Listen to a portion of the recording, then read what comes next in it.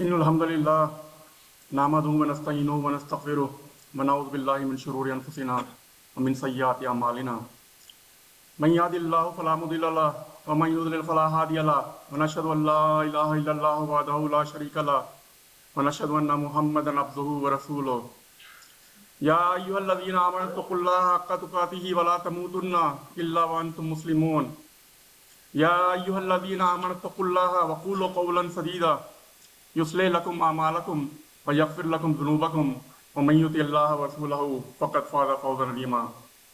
أما بعد, Allah says in Surah Al Imran, Ayah 190, Inna fi khalqis samawati wal ardi wa ikhtilafil layli wan nahari la ayatil liulil albab. Indeed, in the creation of the sky and the earth and the changing of the night and the day are signs for ulil albab, people of intellect, people of clean mind. Rabbi shrah li sadri wa yassir li amri wahlul 'uqdatam min lisani yafqahu qawli. So today we'll be talking about how to develop a stronger belief using our intellect with signs all around us. And what are some of the signs that we can deeply think about and make some conclusions to strengthen our faith? We have been using the term ayah every time we read the Holy Quran. And one of the meanings of the word ayah is a sign. And when we think of an ayah, we think of an ayah from the Holy Quran. But the Quran tells us that the ayahs also exist all around us. And we use signs of our daily life to get to our destination. We follow the signs on the road. We follow the signs inside a building to find a particular room. We follow the signs inside of a mall to find a particular store.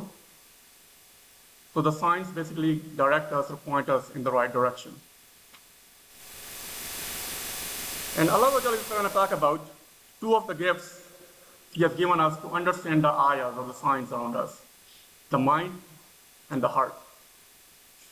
And how we use them properly and come to the realization that in fact there is a God, there is a judgment day, and we do need guidance from Allah. So God, judgment day, and the guidance from Allah. Now if we were to think deeply about the creation of the sky and the earth and the changing of the night and the day, we'll come to some interesting observations. The day starts bright and becomes brightest by the noon, and then starts to dim by the evening when the night takes over, and the night stays until the morning takes over, and the cycle continues. What's the big deal? You have been seeing it. Day comes, night comes, and the cycle continues.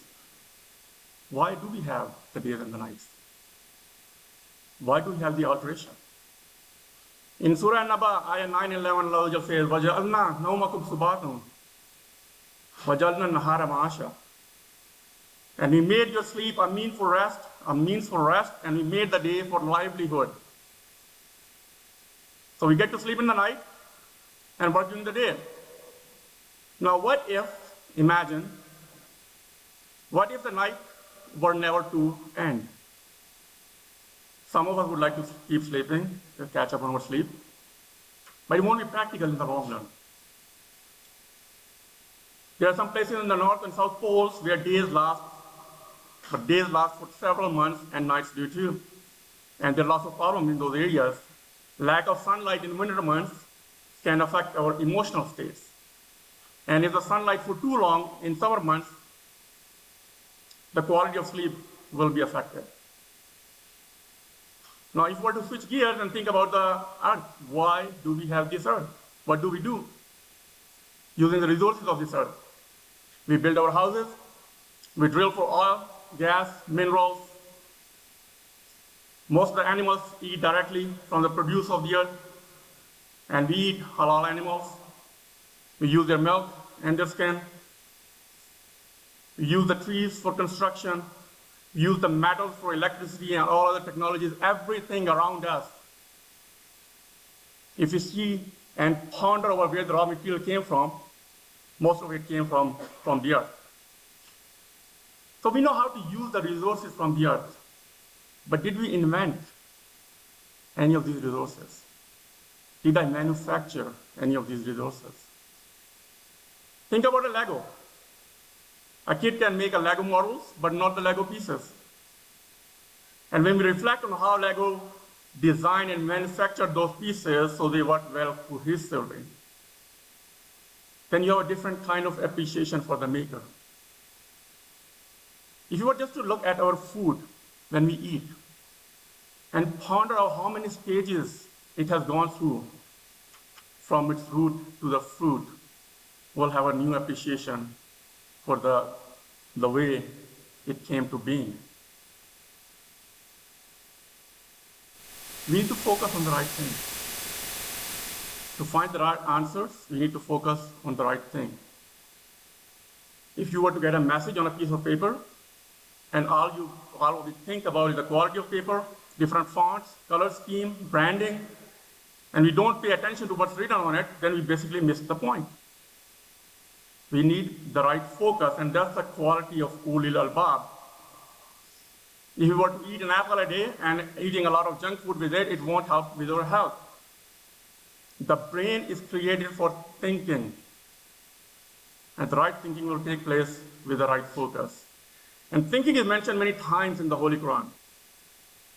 So let's discuss some of the practical tips in the second half of Khutba. أقول قولي هذا أستغفر الله.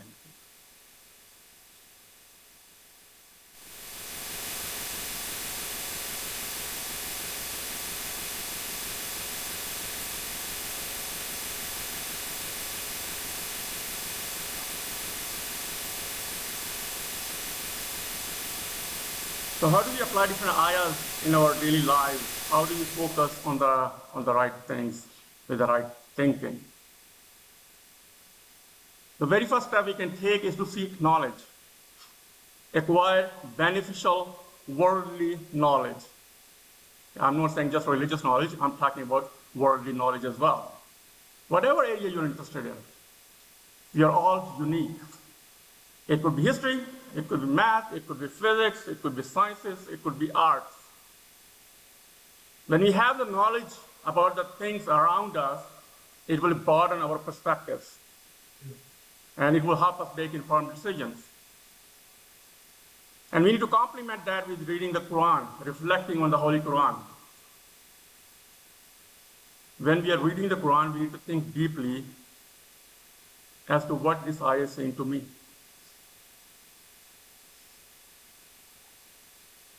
When I'm reading the Holy Quran, it's just me and the Quran.